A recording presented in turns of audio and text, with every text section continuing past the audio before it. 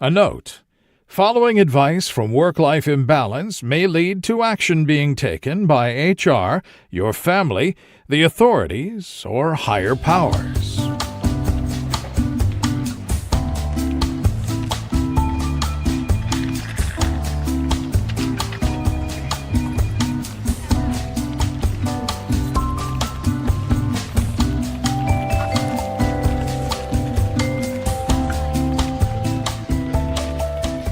Welcome to Work-Life Imbalance, an advice show focusing on workplace and lifestyle issues.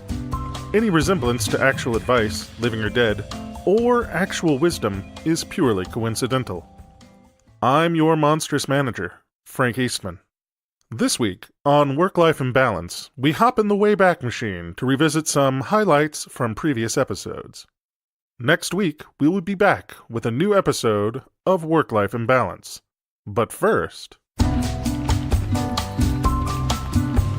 So if they really did perfect the lab engineered beef, I think that could be fine. If they can produce marbling or something, it is obvious from the last 10 seconds that I am in no way any bioengineer. So I clearly don't know how this all works. But if anybody out there is and knows how to make this happen, if you can get bioengineered Kobe beef, sign me the fuck up. But until they get that... It starts by splicing some soy with a cow. And then God. you get a soy cow. And from there... I'm getting the feeling you don't know how this works either. I am not a science person, Derek.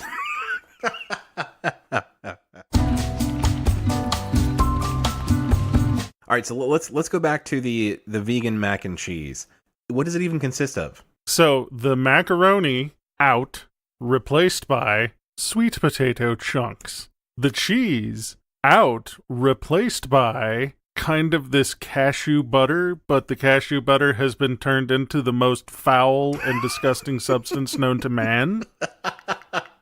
This was not cheese. This was Baphomet smegma.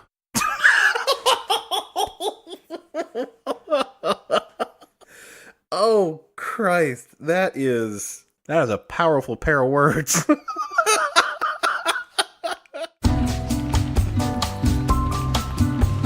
Maybe he's got a room in his house where he, has built a shrine to all the coffee cups that he's stolen or something. Oh, no.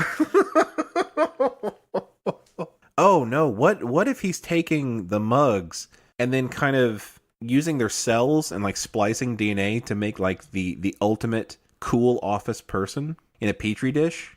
I can only imagine that's the case, because what the fuck else do you need with 10,000 used coffee mugs? Or I was going to say, the amount of my shit that went missing, I have to assume that whatever Frankenstein's monster that he has created looks mostly like me and is probably just my illegitimate son. Wait a minute. What did you leave in your coffee cups, Frank?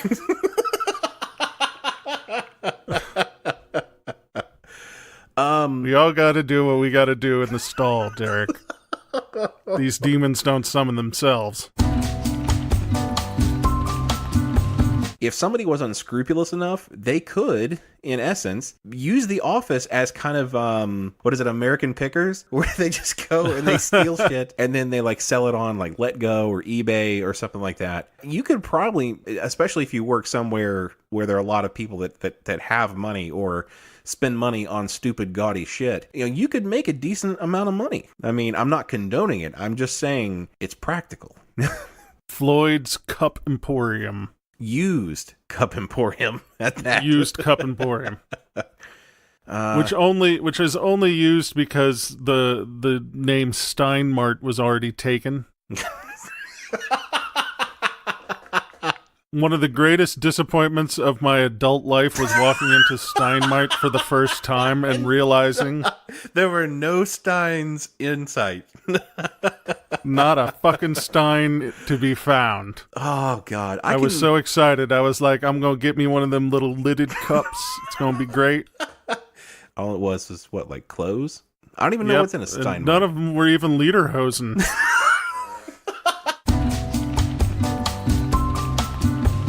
See, at first, with the cup thief, we attempted to just start writing our names on our possessions. Uh-huh. Under the mistaken assumption that if this person were able to identify a specific individual who they were stealing from, they would be a little less inclined to make off with their shit. Appealing to their sense of humanity. Whenever you put a name to a face. It goes over so well with hardened criminals. Yeah, I'm guessing that did not deter them whatsoever. Not really. I think they became more trophy-like at that point. Like, not only did I steal this cool Simpsons mug, but now it's also signed by the poor bastard that no longer has this cool Simpsons mug. But this week, our featured show is the You, Me, and He podcast. Rob, Drew, and Josh give their hilarious take on movies, music, and pop culture, as well as stories about their own lives. They may not. I think they mentioned this in the show, so it's not like I'm really like outing them or anything. But one of the things that initially drew me to them is that all three of them were members of a hardcore band together for several years, and that's they grew up as friends. They started a metal band. Derek, when you came open with You, Me, and He, and then you moved on to I don't want to out them. I thought this was going in a real different direction. No, that's even when you said hardcore, I was like, well, I do declare, I didn't realize this is going to be that kind of podcast, Derek. Can we do one of these where it doesn't turn into a fucking roast?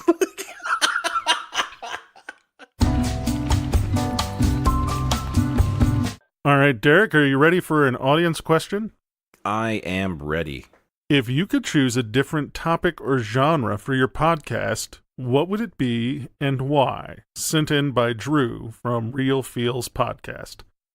Now, I know that we gave Real Feels Podcast a shout-out not too long ago. Mm-hmm. And I might have said some stuff that might have been rough, and so now I'm wondering, is this them coming for me? Maybe it's a gentle suggestion. Like, say, guys, have you ever thought about doing a different type of podcast? It's like, well, one that's good.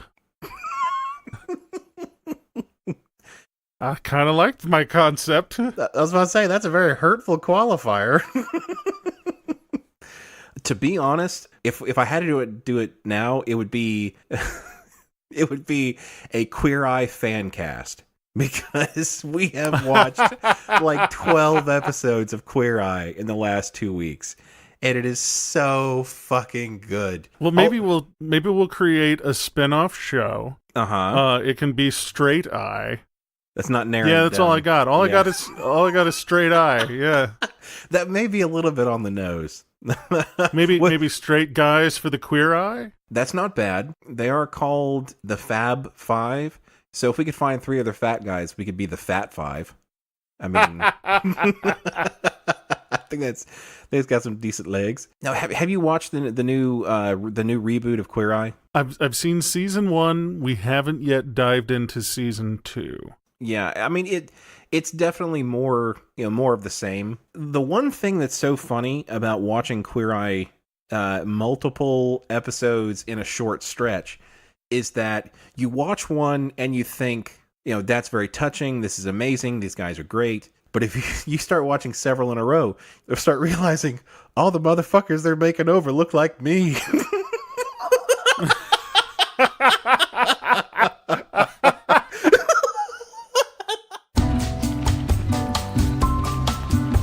If they came in and did it with my house and my body, like I think the style guy would have a lot of work to do. The beautician, the hygiene guy, or not hygiene guy, but like hair and face and stuff, like he would have a lot to do.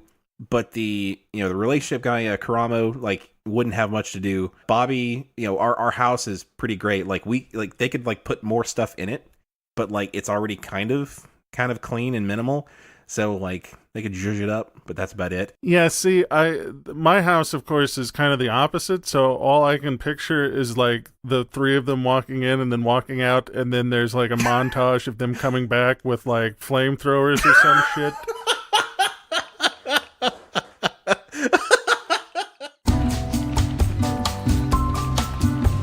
The style I call into question, because invariably they're bringing these people to places where you buy clothes, which is not a thing that I necessarily have the luxury of doing very often. And there really are seeing not as I'm a not ton of around human here. proportions. Oh, yeah, that's actually a good point. Like, they would take you to the place that you already shop. Like, pretty much, they would be like, shit, I think you already own most of the thing on the rack here. I mean, the choices are DXL or like Dress Barn. Like, that's pretty much the only option they've got.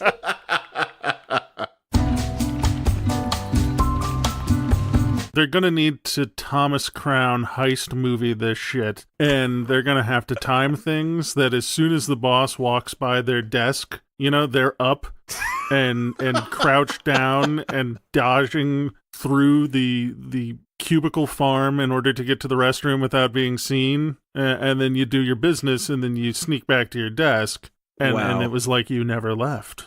Yeah, I mean, I think that the only problem with that is that when somebody starts like playing the Mission Impossible theme song on their phone while they're doing this, I think that could be a dead giveaway, but who knows? Yeah, I mean, don't play at top volume the Mission Impossible theme, or hum your own theme music while sneaking. So say just hum it at a very low volume, like dun, dun, dun, dun, dun, dun, dun, dun, dun, dun. Johnson, is that you? The closest I have ever come to fame or stardom in my life is we actually opened for Blake Shelton. Sure. Are you not familiar with Blake Shelton, or are you just not impressed? We'll go with a little of column A and maybe a little column B. Who the fuck is Blake Shelton? I'm sorry, I do not know country music very well. He's actually one of the 4 coaches of The Voice. So okay, all right. I think I know the guy. He's the one that's won. Yeah, he's the guy that's won more than anybody else. You know, people know who Blake Shelton is. Obviously, you don't. There's a local college, Shelton State Community College, and for their like some big anniversary, they actually hired Blake Shelton to come out and play a concert. They try to get some local groups to kind of fill in the rest of the bill.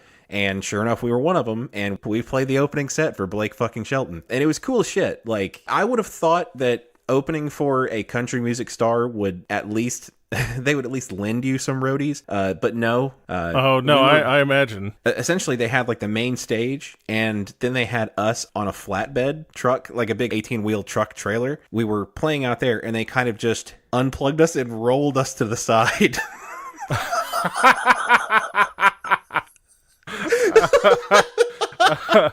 So you guys are done now. We're just gonna wheel you slowly off. Just deposit us where we belong over near the porta potties. But now playing on the second stage near the porta potties. Being the biggest guy, again, didn't necessarily serve me well. I was not on the most physically demanding portion of the proceedings. I will go ahead and admit, and that is to the good, because I used muscles that I haven't used before, like biceps,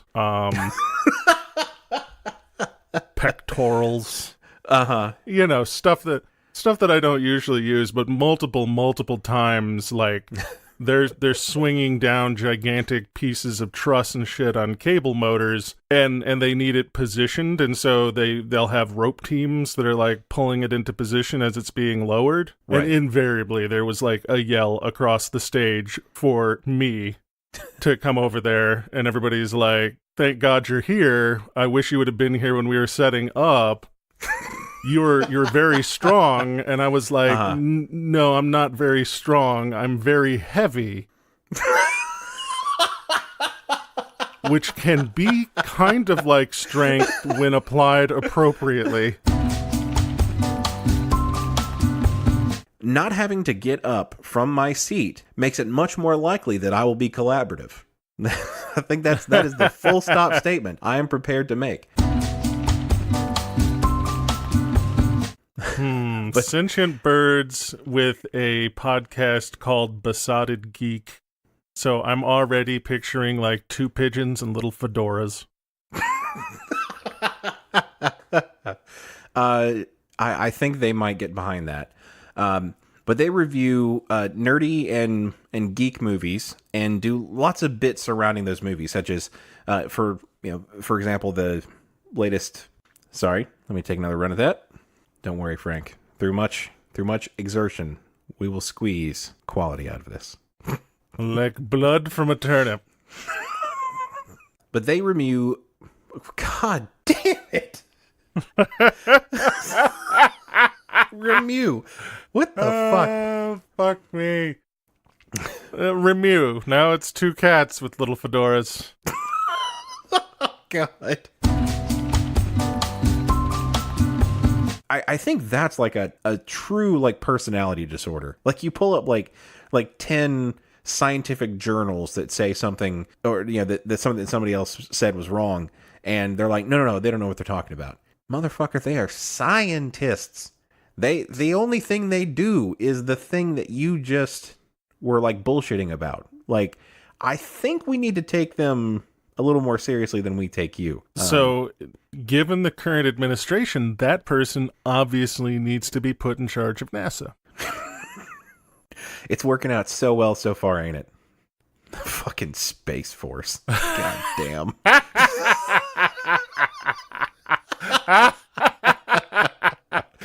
Come on, Derek. We can't get, like, we were all 6 once. I'm hoping that eventually we get to the point where we have like the Terran military like they have in StarCraft. Like some of that kind of shit would be cool to see in my lifetime. But like shooting Marines in spacesuits into the atmosphere, like that doesn't seem like the proper way to do it. But what the fuck do I know? I mean, there was that flat Earth asshole who built himself a rocket to prove that the Earth was flat. So I could totally see them just shooting fucking Marines into low Earth orbit to be like, yep, we've got a Space Force. It's a very thorny issue to get people to believe things that are in fact correct when they are mistaken, because coming at it by saying this is the mistake that you've made, their instinct is more often than not to double down on their horseshit. What type of shenanigans could you pull on this person to somehow condition them to stop acting like a know-it-all? The only thing I can think of is that you're going to have to get a tranquilizer gun and a shock collar. Why both? Well, you got to trank them so that you can get the shock collar on them.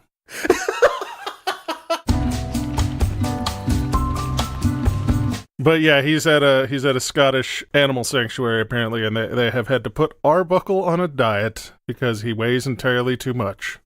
So was he wild to begin with, and they caught him, and he was just that fat, or did he get that fat in captivity? I think he was a captive hedgehog who was probably well loved in terms of feeding before I guess being surrendered to the animal sanctuary. Sorry, just the thought that like you can tell how much an animal was loved by how fat it is. I clearly was loved very, very much. Oh yeah, both of us still loved very, very much. we are both very well loved. Nobody has thus surrendered me to an animal sanctuary yet for them to put my ass on a diet, though. They're just keeping him on a portion diet. He's no longer being fed with the rest of the hedgehogs because when they went to feed the rest of the hedgehogs at one point, he didn't go to the feeding area because he was too fat to move. And I guess in and of itself, that is something of a diet. I mean, like, he's on a diet until he can get over to where the food is. He doesn't eat any food. I thought you were going to say that he was like they try to feed the other hedgehogs, and he was, king of the fucking mountain, and basically protected the food so that he could eat it all, and that's why he was so portly. But no, he was past that to the point where he could no longer even waddle to his food bowl. Yeah, I think he was king of hedgehogs carried on a palanquin at that point. Like no longer the battle king that he had been in his youth. It's now the twilight age of King Arbuckle of the Hedgehogs. It's like a fucking Brian Jacques Redwall novel.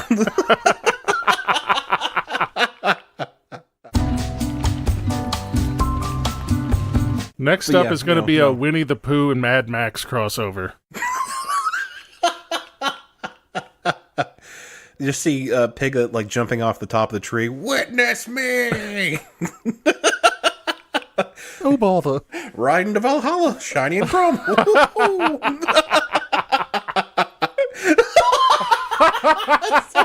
It's so fucking dumb. Oh, I don't know, man. If I were in any way an artist, I know what I would be drawing now. Half the places that I have worked have shared office buildings with one another. Not at the same exact time, but at different points in time. So yeah, there's a lot of Eskimo brothers happening. I'm waiting to...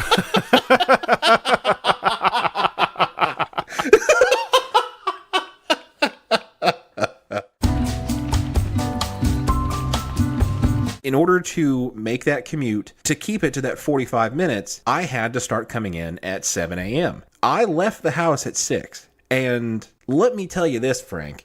I don't think I've ever been that cranky for a 7-month period in my life. That was case in proof that I am not a morning person. And there is no amount of money and or cool job that will make me a morning person. Because getting up at 5:30 was just fucking awful. But that's what I had to do to try to get that commute down, or at least keep it reasonable. And then basically Derek, because of the commute, I'm just you from the past. Uh-oh. There's a few things that I need to take some notes. Hold on. So I realized something while you were talking, Derek. How much I fucking talk? Yeah. No, me too. the amount to which you talk about the amount to which you work out. Here's my fear. One of these days we're going to end up at like a podcast convention or another, and people are going to meet us for the first time that have been fans of our show for a while. Most of my fucking comedy, most of my fucking comedy involves us joking about the fact that we're fat dudes, and I don't necessarily want to roll up in there. And I've got fucking Adonis next to me. Even with the finest sculptor on the planet, you could not turn my marbly mess into Adonis. So we'll put that out there. So there is a ceiling to how close to perfection I could possibly get. I'm putting in a lot of work, but I'm also putting a lot of food into my mouth. So if we were to stick to the diet, yes, then you may have concerns about like rolling up to the podcast convention with like fucking Stone Cold Steve Austin sitting in your passenger seat. But I don't think we are anywhere near that. But I appreciate that you fear that. That's great. That might give me some extra motivation. I was gonna say, next time you guys are thinking about a cheat day, just tell Jessica, like, I got to eat this pizza, or else all of Frank's comedy goes straight in the shitter.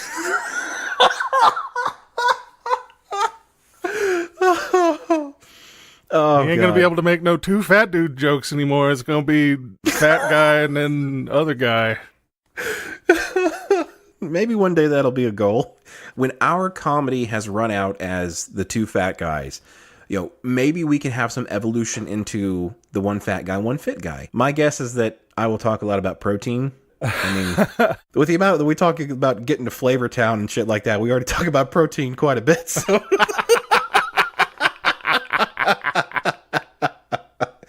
Oh, Derek, I'm going to end up having to take up the gauntlet you throw down. Sorry, I got off a topic. I'm just sitting here while you were talking about how often you got to leave the office in order to get to the gym. And I'm like, damn, this motherfucker is at the gym all the goddamn time. All right. Do you know what fucking time it is, Frank? What time is it, Derek? Is it time for me to have my mind fucking blown? Yes, it absolutely is. Roll that beautiful bean footage. Gather round, kiddies, let me spin you a tale of audio adventure from two fat guys so pale. We found these shows and we laughed till we pooed, and we've got a feeling that you'll like them too. The Indie Podcast Corner. See, Derek, what I love most about that is the low-rent minstrelry. See, this is what's so fucking frustrating. That is 6 weeks in the making. 6 weeks.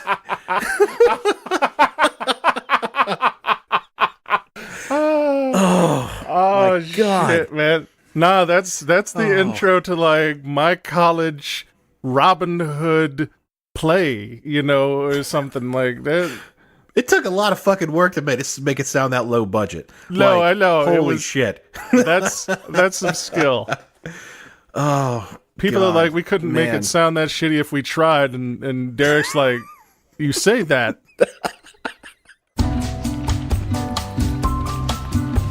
The question that they were talking about was, did 90s cartoons create furries?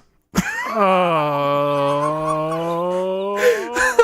And my response to that is, yes, they absolutely did. Lola Bunny was way too fucking hot for Space Jam. Like, that was a kid's cartoon. They should be ashamed of their fucking selves. See, now I have to disagree, Derek, because I think this shit started a decade earlier with the 80s. With what? With all the fucking Disney cartoons that came out in the 80s, like Robin Hood. That- You have no idea how much Yeah. thirst there is on the internet for fucking Robin Hood or that chicken that plays the lute. Wait, what? I thought you were talking about, like, Maid Marian or something. Were you talking about the fucking chicken?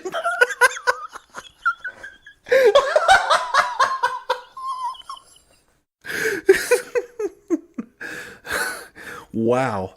I think 90s cartoons created a new generation of furry. But yeah, the Robin Hood. See, they keep doing it and redoubling on it, though, because I think it might have finally gone away, but then they had that Zootopia movie. That's going to be a problem in about 10 years. Like, there's a lot of exploration going on with that movie that parents are going to have some uncomfortable conversations with children about. It never ends. It's a cycle. The furries grow up to create movies to create more furries. When will the cycle end? Anyway. When will they learn they have meddled in things that man was not meant to meddle in? See, this entire time, we thought it was some sort of fucking Necronomicon shit that was going to summon up the old gods. No, the thing that man was not meant to know was exactly how sexy bunnies are. I've killed Derek. Oh my God. See, I knew furries were going to kill me one day. I knew it years ago, and it's coming to fruition. You just thought it was going to be at the bottom of the worst yiff pile. When grocery stores finally go ahead and throw something away, it's only because they had to stop it from escaping the store under its own power.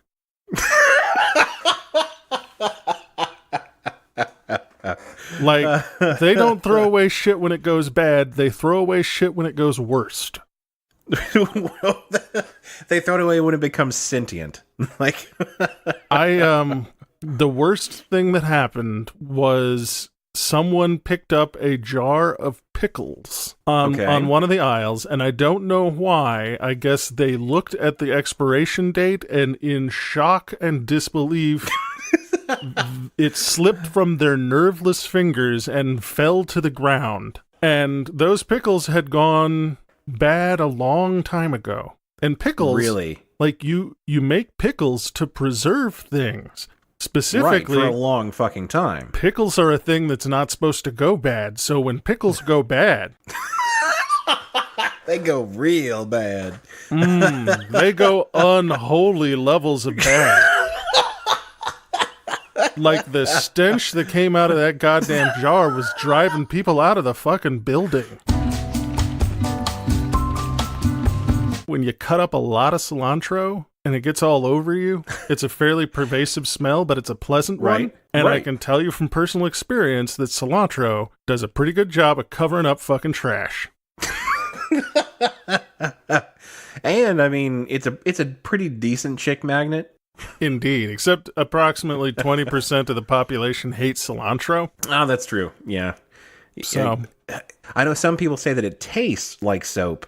Does it smell bad to them too? You know, I don't know. I haven't asked. I think so. I think they just have like an immediate sort of triggered response. They're like, oh God, not cilantro. That tastes like soap. Yeah, kind of like me in licorice root, which also is like star anise, but I refuse to call it anise root or star anise because I think everybody has a problem with the anise.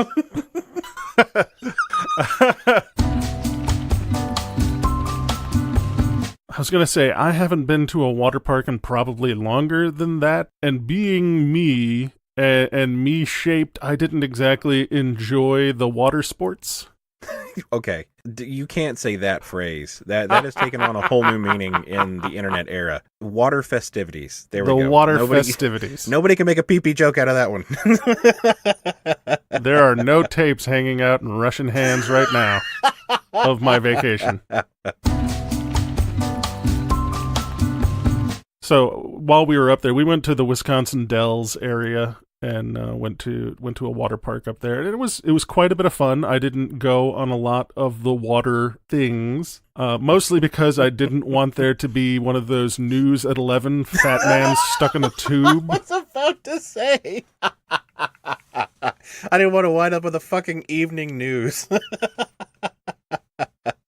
Alabama man stuck in tube.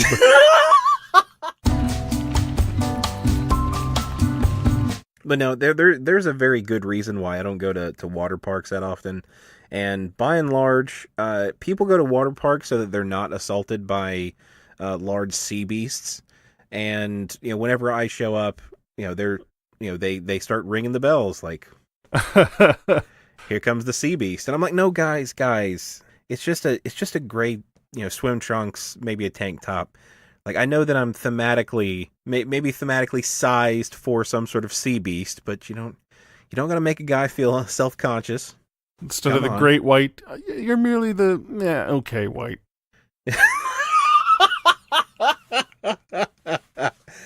Oof, cutting me down. Ooh.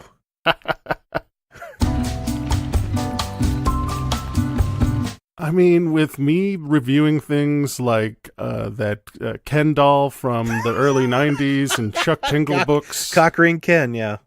Yeah, I mean, we're pretty much two guys in the closet already, so... We do talk a lot about Guy Fieri's semen a lot. An unconscionable amount. I don't think anybody in the gay community wants to hear that much about Guy Fieri's semen.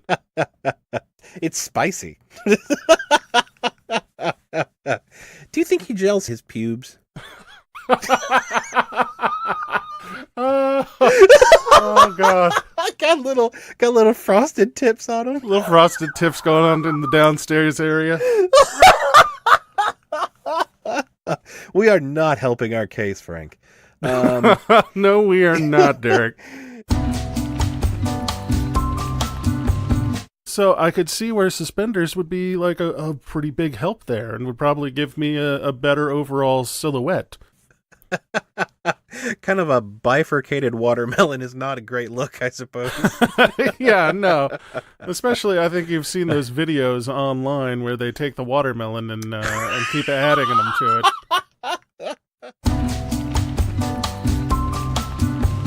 Yeah, I think I might bite the bullet at some point and get some suspenders, because I know they've also got like all plastic suspenders specifically for travel. Oh, okay. And one of the least favorite parts of the whole travel deal for me when I'm getting on the airplane is to take off your belt and put it on the conveyor belt. Because it's a fucking dangerous move. You've got a very slim margin of time to where you essentially have to take it off, carefully walk, get in the scanners, do a couple jumping jacks, and hope that you can retrieve your belt before the slow slide into Ass Town. I mean, we are one bump, we are one fast move from me doing the perv waddle.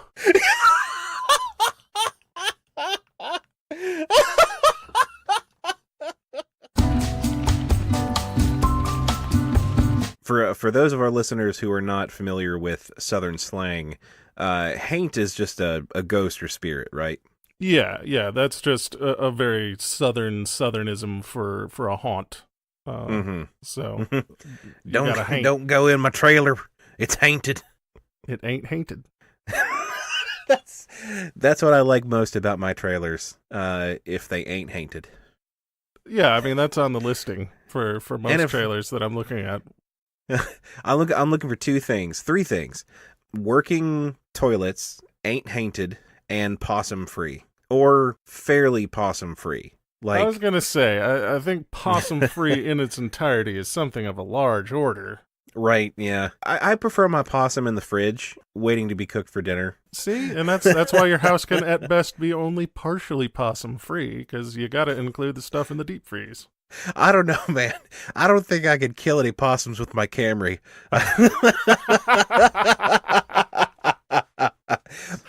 There's a series of bumps, and then Jessica looks back and just yells, "Go faster, Derek. All you did was make it angry."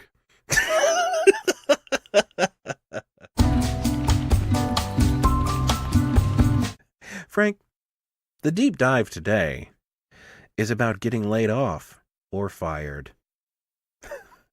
Do you have anything to say about this particular topic? You can go right to hell, Frank, Derek, for bringing this up.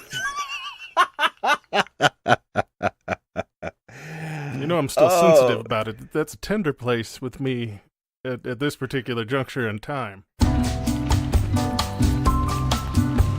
Yeah, so I guess getting laid off is a little bit softer. Like you said, it definitely sounds different when you explain it, saying, yeah, I got fired from that job for stuffing all the french fries in my mouth before I gave them to customers, versus I was laid off for stuffing all the french fries in my mouth before giving them to customers. Maybe not in that particular case. Because the second one, they demoed it in a couple of markets. The response was that people weren't necessarily getting on board with the pre-chewed French fry offering, and the organization decided they needed to right size by eliminating the position of French fry stuffer. And the other one is you got fired for being a nasty goddamn animal. See? Just that one change of phrase, I think, makes all the difference. The only time I've actually been let go was from Circuit City.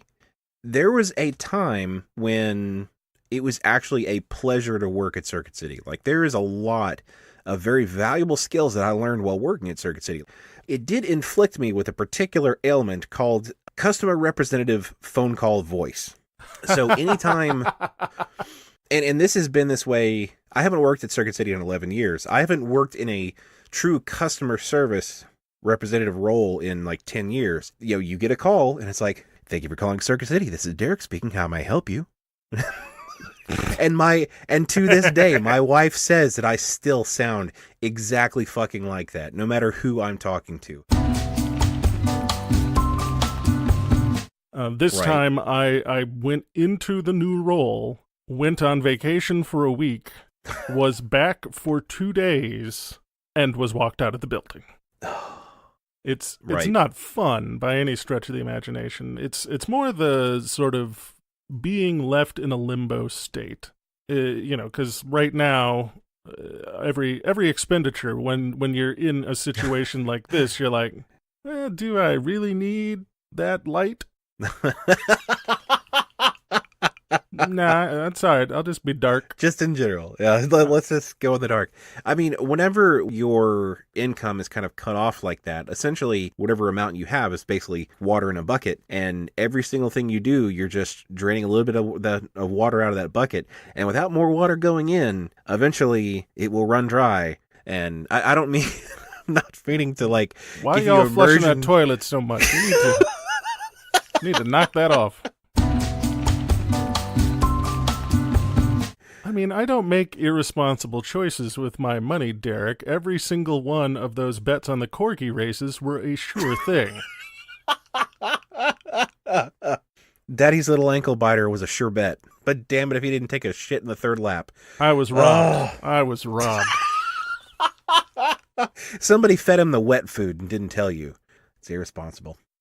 Not you, the person who bet your mortgage payment on the corgi races. It's the cheating bastards that tried to fix it.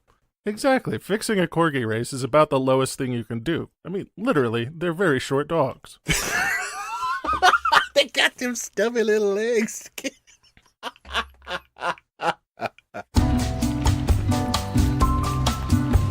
I have a very bad, like, when the cat's away, the mice will play syndrome. And it's not intentional. Like, it's not like I got shit that I want to do instead of work. It's just that, like, man, ain't nobody here. It'd be a waste if I worked and nobody saw it.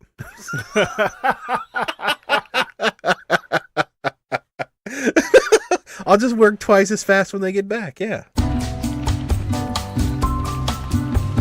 Yeah, those are from our wonderful friends, Jason and Aaron Walker from the For Better or Worse podcast. They're awesome. And you're sweet as fucking sugar, and it makes me angry. Yeah, I know. It's hard to be as nasty as we are. This isn't easy.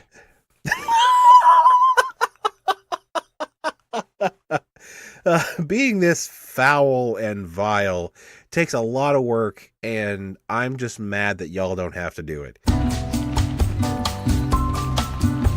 All right, Frank, roll that theme music. Oh, I will, and I will take such pleasure in it, Derek. Just visualize me biting my lip sensuously. Fucking Christ, no. Christ! Are you shitting me? Jesus, tap dancing Christ, I will not.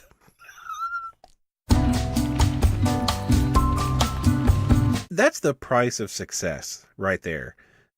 And it tastes like ramen noodles. It tastes like dried beans and sadness. Speaking of which, I gotta write down on my shopping list here, dried beans. Oh, Frank, you're killing me. I'll buy you some high quality ramen noodles. I know where to get the good stuff. Oh yeah, you got some of those that I got the hookup. just give you the top line and we'll play how much am I actually gonna get roulette. You know, sometimes it's nerve-wracking, but sometimes it can be exciting. Like, see that first paycheck, except for the time when I took a pay cut, and I was like, oh, it's not going to be that bad. And then I saw the first check, and I was like, it's real bad. Oh, this is no bueno. Remember how you like to get those Brazilian blowouts every 2 weeks, dear?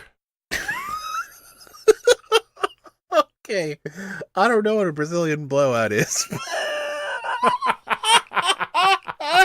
But it does seem like a service we could stop and still survive. Yeah, let us punch that clock. Thank you so much for listening to the show. If you'd like to support us, you can buy us a coffee or two at bit.l. Oh, you're gonna kill me, Frank. Oh, I'll buy you a coffee, Frank. Not like Starbucks, but like I'll buy you a couple of cured K-cups. How about that? If I tried to rappel down a building, the resultant friction from my gloves on the rope would cause me to burst into flames. As God. I scream with a Wilhelm scream plummet to the earth. For like 50 stories too. Like, I'm sure I don't know exactly what building they're rappelling off of, but it is a skyscraper, so it's at least like 20, 30, 40 floors. that'd be a decent while to scream on your way down to your inevitable death. Look, I do not mean for us to sit there and Jen, if you listen to this podcast, I'm not trying to scare you. I swear to God, I am not. I am merely projecting. I am projecting my own problems into your situation, and I am very sorry. You got it. You can do it. It'll be fine.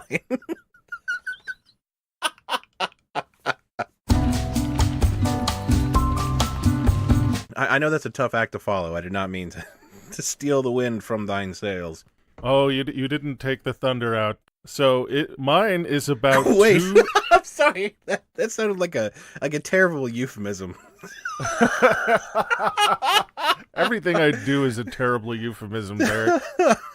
Pardon me while I take the thunder out.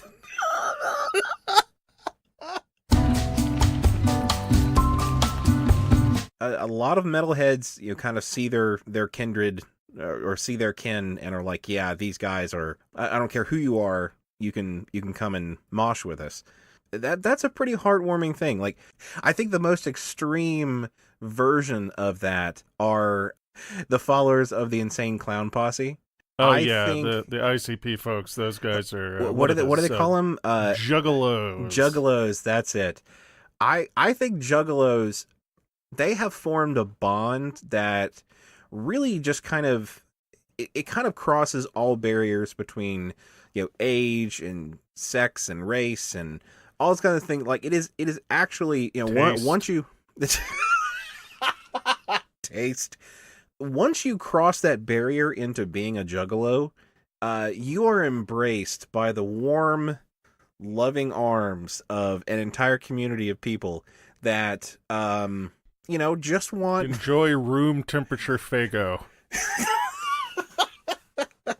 No, I'm not going to fuck with no juggalos. Yeah.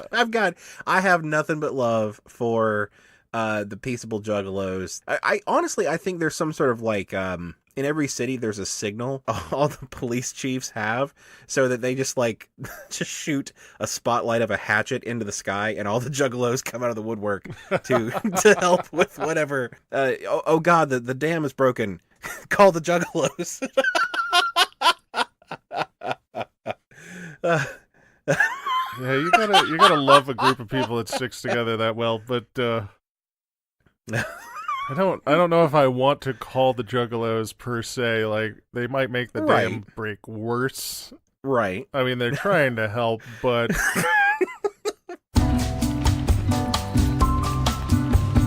The topic for the deep dive this week is job hunting. Frank, you've been pounding the pavement a bit this last week. What words of wisdom do you have for our wonderful audience? I mean, I don't know about pounding the pavement at this point, Derek. I've already given up spending most of my time on the couch in my underwear.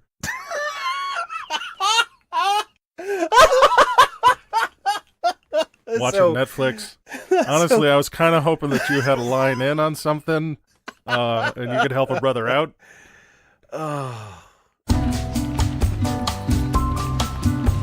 But I think you bring up an interesting point, is that there is a huge difference in searching for a job because you want to and searching for a job because you have to. Yes. Because with the exception of the one I talked about last week, I have left my job after already having another job. All of my software gigs, I have, secured other employment and then gone to work at a different company. And well, la-di-da, braggart. I'm not trying to brag, Frank. I'm just making fucking conversation here.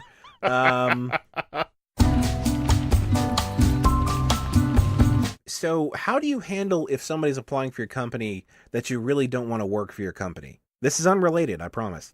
But it's pointed, isn't it?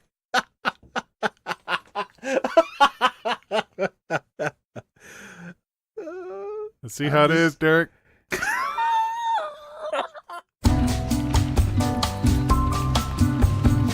All right, Frank.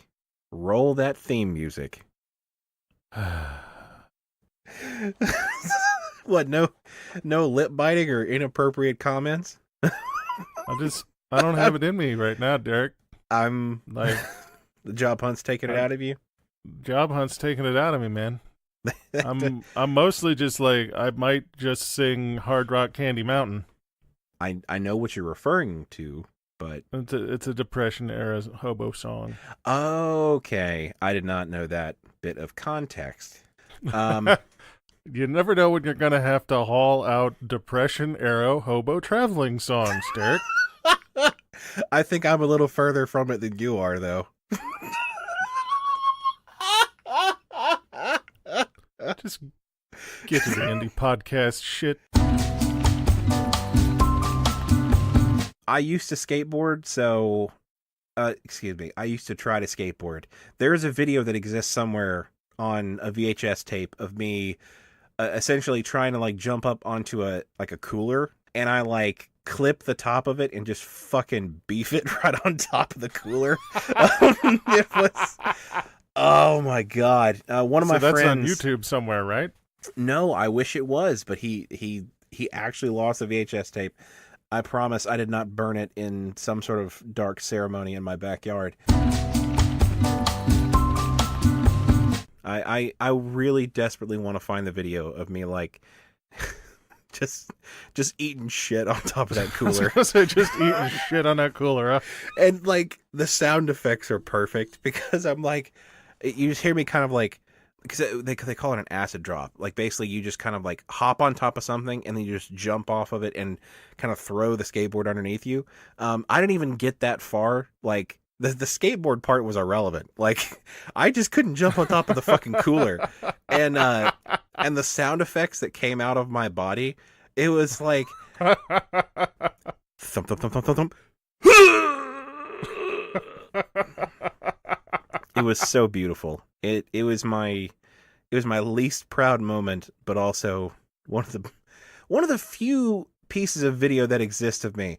You know, it's really sad. There's only like, I would say there's probably 10 videos total of existence with me in it. 2 of which are musical theater, and 1 is me just eating shit on top of a cooler. 30% of my body of content in the world is subpar, I gotta say. I think the good news is I haven't been a shitbag to anybody. Little Prima strategy guide for not being called out on doing shitty things is to not do shitty things. I got the cheat codes to that one. And got the game fucking genie for that one. it's down, down, left, left, up, up, right, right, A, B, A, C, A, B, B, don't do that shit.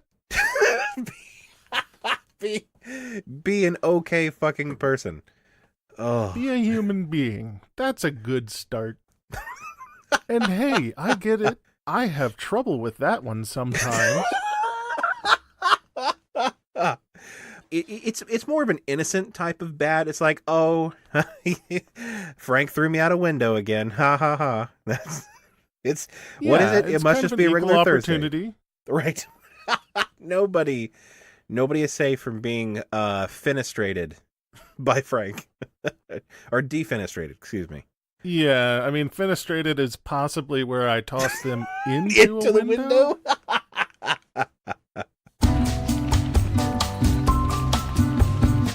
This one is by user FlipDipSkipNip. I will repeat that. FlipDipSkipNip. A lot of sibilant letters and plosives in there. So I hope you all enjoyed that. I mean, it's a thing that you do in Iowa. So a lot of people outside of the Midwest might not have heard the skip dip nip flip. So what you're saying is I should have repeated it a third time so that you could properly execute the aforementioned joke.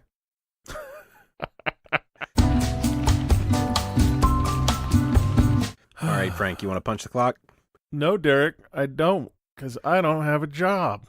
I'll clock out, and then I'll meet you in the parking lot with those natty ices. All right. I mean, we could go to the bar, but you're gonna have to buy. We'll go. But I'll get you back later. Can we go to one of those college bars that have like the cheap well drinks? I think we can get Oh yeah, good and rightly fucked up on those.